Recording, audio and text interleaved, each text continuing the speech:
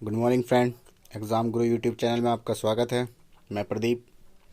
आज की जो वीडियो है हमारी वो है ग्रामीण विकास की। लास्ट क्लास में मैंने सामान्य जानकारी की वीडियो बना दी थी। आज आपकी लेखपाल की, यूपी लेखपाल के ग्रामीण विकास की है।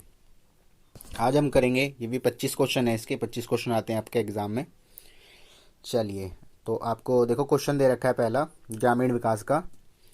स्वस्थ भारत मिशन स्वच्छ भारत मिशन ग्रामीण के अंतर्गत ग्रामीण क्षेत्रों में शौचालयों के निर्माण के लिए नवंबर 2014 में उत्तर प्रदेश सरकार ने कितने करोड़ का प्रावधान किया था? ठीक है फ्रेंड, तो आपको बताना है इसमें जो यूपी गवर्नमेंट थी उन्होंने 2014 में शौचालय का निर्माण करने के लिए कितने करोड़ का फंड रिलीज किया था।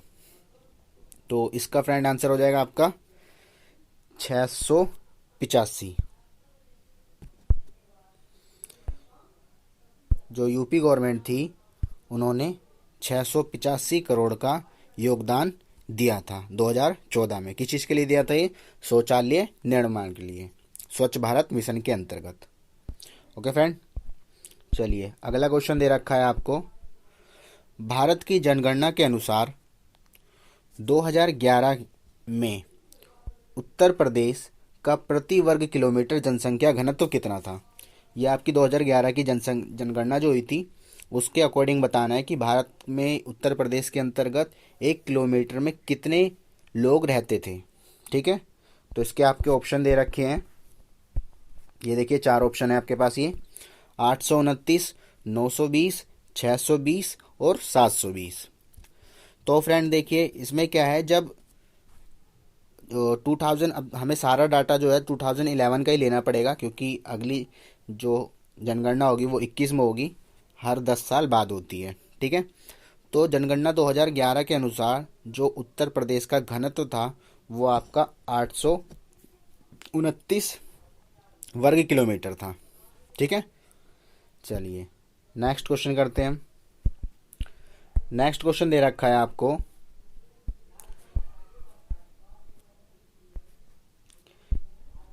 राष्ट्रीय ग्रामीण पेयजल कार्यक्रम NRDWP के अंतर्गत 2022 तक देश में हर ग्रामीण व्यक्ति को उनके घरेलू परिसरों में या उनके घरों के क्षैतिज या ऊर्ध्वाधर दिशा में, यानी कि किसी भी तरफ, सामने चारों तरफ में कहीं भी 50 मीटर की दूरी के कम से कम कितना लीटर पानी प्रदान कराने की योजना बनाई गई थी? तो देखिए फ्रेंड, ये जो थी 2022 तक का अनुमान लगाया गया था वो था कितना? 70 लीटर का। ठीक है, 70 लीटर प्रति व्यक्ति 50 मीटर की दूरी तक उपलब्ध कराने की योजना थी। ये कब तक थी? 2022 तक। ठीक है फ्रेंड, चलिए आगे चलते हैं। अगला क्वेश्चन दे रखा है, उत्तर प्रदेश में 75 जिलों सहित कितने प्रमुख मंडल हैं? तो देखिए उत्तर प्रदेश जैसे कि पता होगा आपको सबसे बड़ा अकॉर्डिंग टू पॉपुलेशन स्टेट है हमारी देश में वो। ठीक है, और उसमें 75 जिले हैं तथा 18 आपके मंडल हैं। ठीक है, और साथ ही साथ में बता दूं जो इनकी विधानसभा सीट है वो आपकी 400 इसमें 3 है। ठीक है, चलिए आगे आते हैं। अगला क्वेश्चन दिया है, उत्तर प्रदेश में किस वर्ष MGNREGA अर्थात मनरेगा प्रारंभ किया गया था? आपको बताना है उत्तर प्रदेश में मनरेगा जो था वो किस वर्ष प्रारंभ किया गया था। तो देखिए जो मनरेगा का संगठन तैयार किया गया था ना वो बना था 2005 में, परंतु उसको लागू यूपी में कब किया गया था? 2006 में। ठीक है, तो आपका आंसर हो जाएगा 2006। चलिए नेक्स्ट, अगला क्वेश्चन दे रखा है आपको, सामाजिक वानिकी कार्यक्रम का उद्देश्य निम्नलिखित में सभी क्षेत्रों में बड़े पैमानों पर वृक्षारोपण है, सिवाय किस चीज को छोड़कर सभी में वृक्षारोपण का उद्देश्य सम्मिलित होता है, आपको इसमें बताना है। तो देखिए, इसमें हो जाएगा आपका आंसर बी, नगरीय औद्योगिक संपदाओं में। ठीक है, इस जो नगरीय औद्योगिक संपदाओं है उसमें वृक्षारोपण पॉसिबल नहीं है। ठीक है फ्रेंड, चलिए नेक्स्ट अगला दे रखा है आपका, क्षेत्रफल की दृष्टि से उत्तर प्रदेश का भारत के राज्यों में कौन सा स्थान है। ठीक है, ये इंपॉर्टेंट क्वेश्चन है, ये आपको पता ही होना चाहिए। अगर आप उत्तर प्रदेश का कोई भी एग्ज़ाम देते हो यूपी में, तो आपको इसके बारे में तो खैर नॉलेज होनी चाहिए। तो देखिए, मैं इसको थोड़ी डिटेल दे देता हूँ आपको कि आंध्र प्रदेश के विभाजन होने से पहले, ठीक है, आंध्र प्रदेश विभाजित हो गया था, उसके विभाजित होने से पहले उत्तर प्रदेश देश के क्षेत्रफल में 5वें नंबर पे आता था। ठीक है, पहले आंध्र प्रदेश बड़ा था, परंतु वो उत्तराखंड में टूट गया, तो अब क्या हुआ, 2 हिस्सों में बट गया था वो, शायद छत्तीसगढ़ था। ठीक है, तो उसमें अब क्या हुआ, आंध्र प्रदेश डिवाइड हो गया है, जिसकी वजह से अब क्या है, ये इसका स्थान 4थे नंबर पे आ गया, क्योंकि आंध्र प्रदेश अब इससे छोटा हो गया है। ठीक है फ्रेंड, अब ये है कौन कौन से, पहले नंबर पे आपका आता है राजस्थान। ठीक है, दूसरे नंबर पे आता है आपका एमपी मध्य प्रदेश, तीसरे पे आता है आपका महाराष्ट्र। ठीक है, और चौथे पे आपका यूपी। ठीक है, राजस्थान, मध्य प्रदेश, महाराष्ट्र और फिर आपका चौथे पे यूपी। क्लियर है, चलिए आगे चलते हैं। उत्तर प्रदेश में प्रमुख रेल इंजन संयंत्र कहाँ पर स्थापित है, अर्थात उत्तर प्रदेश में जो प्रमुख रेल इंजन संयंत्र है वो कहाँ पर स्थित है, आपको ये बताना है। तो देखिए, उत्तर प्रदेश में जो रेल इंजन संयंत्र है वो आपका मुगलसराय, कहाँ पर, मुगलसराय में स्थित है।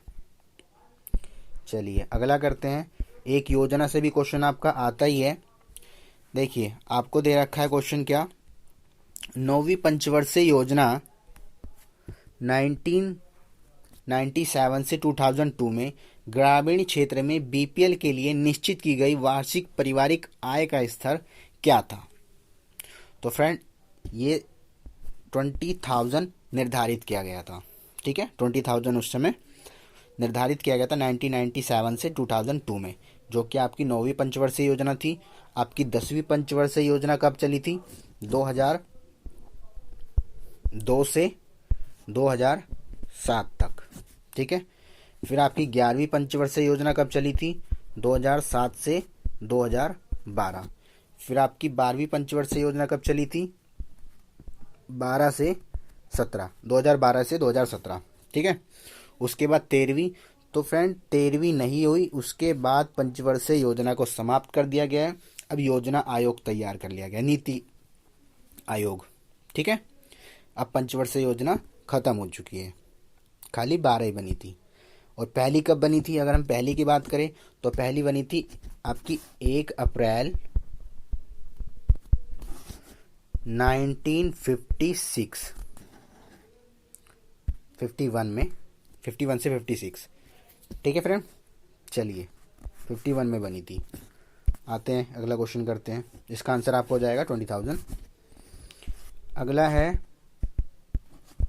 अंबेडकर विशेष रोजगार योजना के अंतर्गत सामान्य श्रेणी में लाभार्थियों के लिए उपलब्ध इकाई लागत, प्रतिशत एवं अधिकता आर्थिक सहायता जो सब्सिडी होती है वो कितनी धनराशि थी, कितनी निर्धारित की गई थी।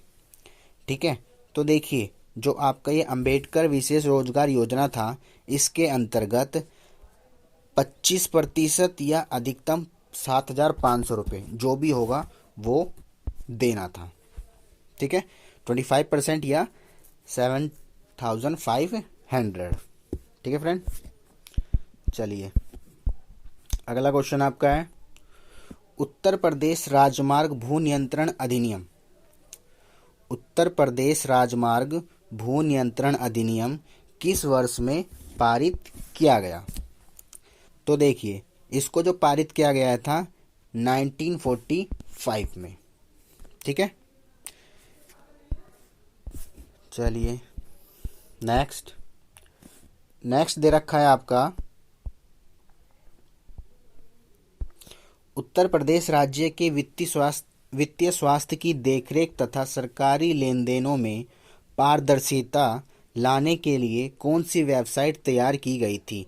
यानी कि जो स्वास्थ्य में जितना भी फंड जो लिया दिया जाता है, ठीक है, वित्त से रिलेटेड, वित्त मतलब पैसा होता है आपका, ठीक है, जितना भी होता है उसमें ट्रांसपेरेंसी लाने के लिए, पारदर्शिता मतलब ट्रांसपेरेंसी लाने के लिए कौन सी वेबसाइट तैयार की गई थी। ठीक है, तो बताइए फ्रेंड, इसमें उत्तर प्रदेश सरकार के द्वारा कौन सी वेबसाइट तैयार की गई थी। तो वो आपकी तैयार की गई थी कोसवानी। ठीक है, इसे लॉन्च किया गया था ताकि जितने भी वित्तीय स्वास्थ्य की देखरेख हो, सरकार उसमें सब पारदर्शिता ला सके। तो आपका आंसर क्या होगा इसका, सी, कोसवानी। ओके फ्रेंड, चलिए अगला क्वेश्चन दे रखा है, मध्य भोजन कार्यक्रम मिड डे मील के अंतर्गत मध्य भोजन को पकाने, परोसने व उपभोग करने में स्वच्छता का ध्यान रखने के लिए जांच पड़ताल कितनी आवृत्ति पर करनी चाहिए।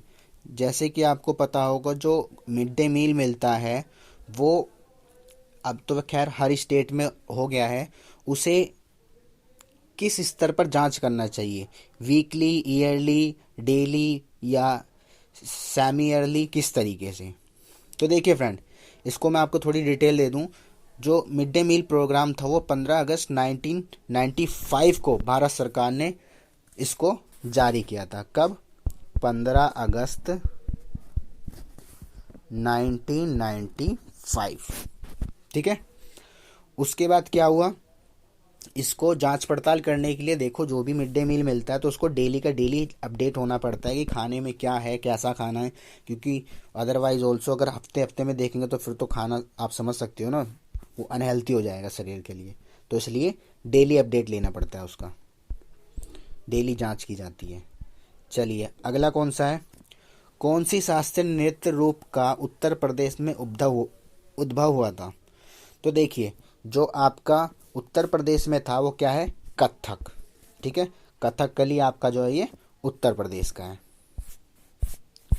चलिए अगला करते हैं, अगला दे रखा है, मध्य भारत में 1 बीघा कितने हेक्टेयर के बराबर होता है। तो देखिए इसके लिए आपको मैं और भी डिटेल दे देता हूँ।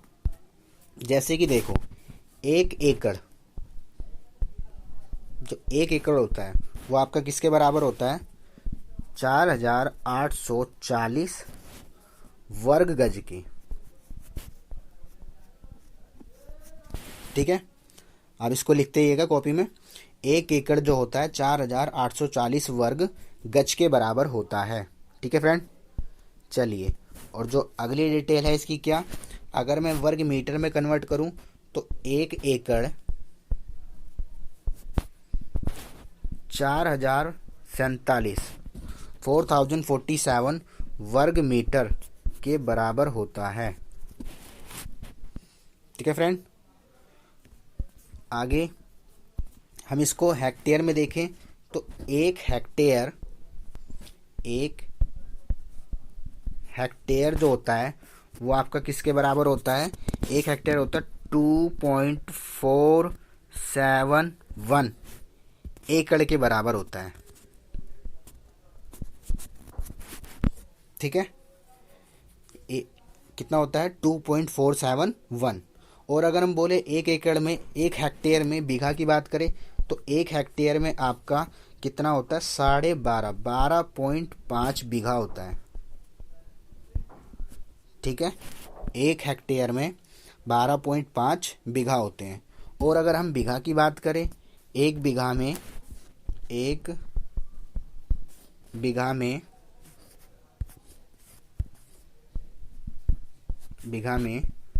कितना होता है आपका, 20 बिस्सा। ठीक है, 20 बिस्सा होते हैं किसमें, 1 बीघा में। ठीक है फ्रेंड, आगे अगर हम बात करें किसकी, गज की, 1 गज में 3 फीट होता है। ठीक है, तो अब मैंने आपको बाकी डिटेल इतनी सारी दे दी है। चलिए अब मैं सीधा इसका आंसर बताता हूँ कि जो 1 बीघा होता है वो आपका, अभी मैंने जो बताया था ना 4840 वर्ग गज, उससे डिवाइड करोगे तो आप हेक्टर में कन्वर्ट हो जाएगा, 0.2529 आपका आंसर आ जाएगा। ठीक है फ्रेंड, चलिए अगला क्वेश्चन करते हैं। अगला क्वेश्चन दे रखा है, किस मंडल को विश्व के उत्कृष्ट कालीन का केंद्र माना जाता है? तो जो कालीन के लिए फेमस है उत्तर प्रदेश में वो आपका क्या है? मिर्ज़ापुर। ठीक है, मिर्ज़ापुर जो है आपका कालीन के लिए उत्तर प्रदेश में बहुत ही ज़्यादा विख्यात है। ठीक है फ्रेंड, चलिए यहाँ तक हो गया। अगला क्वेश्चन करते हैं।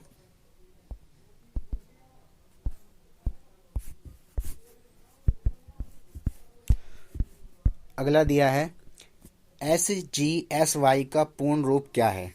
आपको SGSY की फुल फॉर्म बतानी है कि इसकी फुल फॉर्म क्या है।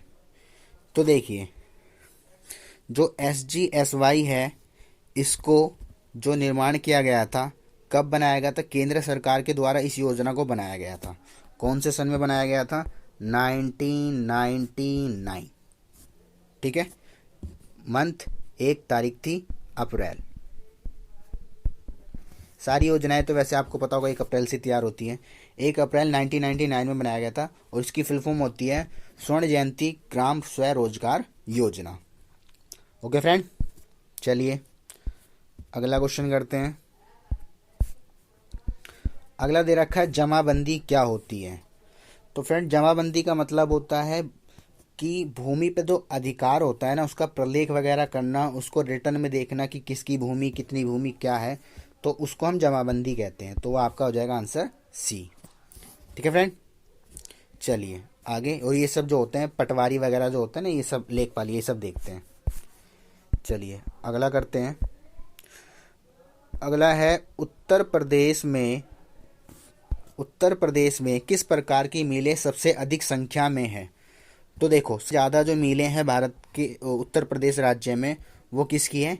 चीनी की मिलें सबसे ज़्यादा हैं। तो इसका आपका आंसर हो जाएगा डी। चलिए अगला क्वेश्चन करते हैं। उत्तर प्रदेश में लिंग अनुपात वर्ष 2001 में 898 से वर्ष 2011 में कितना पहुंच गया था?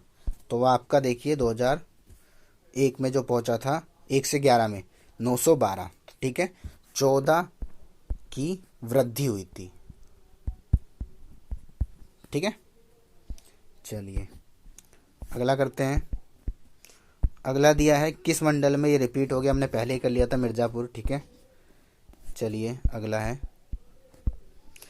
अगला है ब्रिटिश शासन के दौरान उत्तर प्रदेश भूमि पंजीकरण किस अधिकारी द्वारा किया जाता था? तो ब्रिटिश शासन काल के अंतर्गत जो भी भूमि पंजीकरण का कार्य होता था वो कौन करता था? लेखपाल। ठीक है, जिसे पहले पटवारी भी बोलते थे।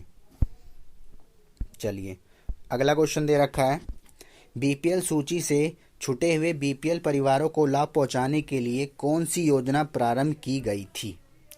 देखिए, बीपीएल सूची से हटे हुए जो लोग थे, ठीक है, बीपीएल की फुल फॉर्म होती है बिलो पॉवर्टी लाइन, गरीबी रेखा से नीचे। जब शुरू की गई थी तो उस समय इसका नाम जो था समाजवादी पेंशन योजना था। ठीक है फ्रेंड, क्या था? समाजवादी पेंशन योजना। परंतु अब इसको क्या कर दिया गया है? सीएम कर दिया गया है, मुख्यमंत्री पेंशन योजना। ठीक है, योगी सरकार द्वारा किया गया था। अगला, राज्यसभा में कितनी सीटें उत्तर प्रदेश से हैं? तो देखिए, राज्यसभा से जो उत्तर प्रदेश में सीटें हैं वो आपकी कितनी हैं? 81, और लोकसभा में 80, जो कि सबसे ज़्यादा है। ठीक है फ्रेंड, चलिए अगला आपका लास्ट क्वेश्चन है, निम्नलिखित में कौन सा एक उत्तर प्रदेश राज्य के अधीनस्थ न्यायिक सेवा के रूप में कार्य करता है? यानी कि जो उत्तर प्रदेश राज्य के अधीनस्थ न्यायिक सेवा के रूप में कार्य करने वाला आपका जो न्यायालय है वो कौन सा न्यायालय है, आपको ये बताना है। तो वो आपका उत्तर प्रदेश का इटावा ज़िले का है। ठीक है फ्रेंड, आई होप आपको वीडियो पसंद आई हो तो लाइक करें, शेयर करें, सब्सक्राइब करें, और आगे हम अगली फिर वीडियो में मिलते हैं।